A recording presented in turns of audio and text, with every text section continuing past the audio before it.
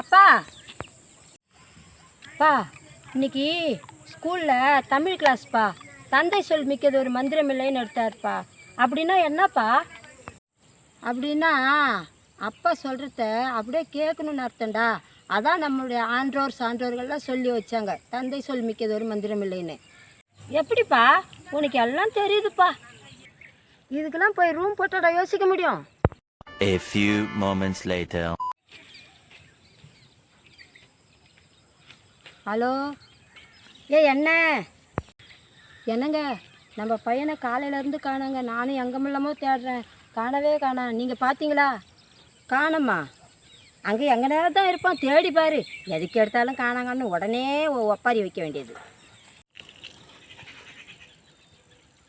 Hello அக்கா, உங்களை தானே?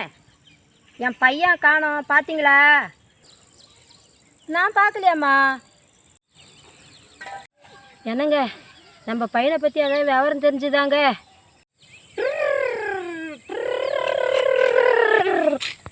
டேய், எங்கடா போனேன்?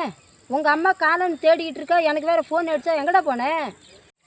நீ தானேப்பா ரூம் போட்டால் யோசிக்கணும்னு சொன்ன. நீ தானே சொன்ன அப்பா சொன்னால் அப்படியே கேட்கணுன்னு. அதான் போய் ரூமில் தனியாக யோசனை பண்ணிட்டு இருந்தேன்ப்பா இவ்வளோ நேரம். எனக்கு ஒன்றுமே தோணலப்பா, அதான் வந்துட்டேன் ஏஞ்சி. யா யா